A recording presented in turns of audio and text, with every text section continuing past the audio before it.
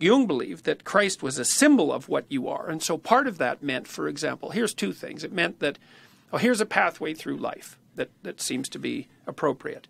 And I'll couch it in religious language, but it's fundamentally a psychological observation. So it's something like, pick up your burden, so that would be the cross. That's the burden of mortality and betrayal, because that's what the cross signifies. Pick that up voluntarily and bear it. Okay, so that's your first goal. You do that without resentment and without bitterness. That helps constrain evil. Life is hard. You're subject to malevolence. You accept that without bitterness, and that requires that's a heroic act, because really you're going to take that on fully, right? So that helps you transcend that suffering.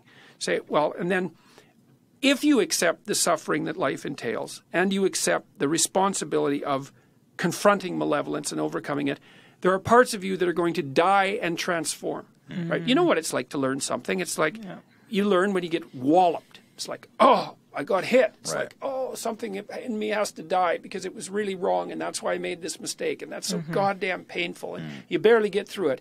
But then you reemerge from that underworld, and you're a better person for it. And so Christ is a symbol of that thing that dies and is reborn, and dies and is reborn. And so that's I like so that. that's it's nice.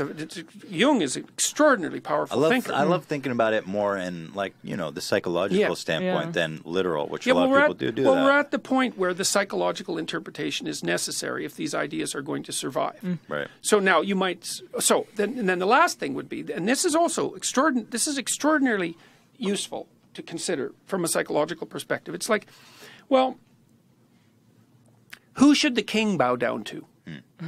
Well, no one, okay, because he's the king. There's no one above the king, because there's no transcendent deity. There's no transcendent good. There's the king. Okay, well, that means the king can do whatever he wants. Well, that's no good, because then everyone dies, right? It's like ultimate tyranny.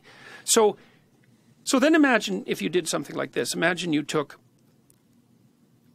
100 common people, 1,000 common people, and you distilled what was the best in them into 10 noblemen. Then you took 10 noblemen and you distilled them into a king. Then you took 10 kings and you said, okay, what's king-like about them? So what's the essence of being a king? And then you made that into a symbol. You say, okay, all you kings, you bow down to this symbol that's above idea. You. Yeah, that's Christ. Yeah. That's the role that symbol plays in. Cool. Yeah, that's a Jungian. Oh God, that's such great. a powerful. I've never heard this stuff. Yeah, well, but you see that in a lot of the symbolic language, because one of the ways that Christ is put forward is as the King of Kings. He's the king, right? And that actually means something. It's such a funny statement, because it's actually a description of how the idea was generated. It's like, or you could think about it this way. It's interesting to think that people we're so intentional with their writing of the Bible. Like, that's kind of genius literature that people don't even think about approaching literature that way anymore. But I guess the need for it is not as much as it used to be. Well, the need is there, but we confuse the literal and we don't understand how to approach the stories. We don't understand, for example, that there's a truth in fiction that's different than the truth in science, but that's still true. Right. So, yeah.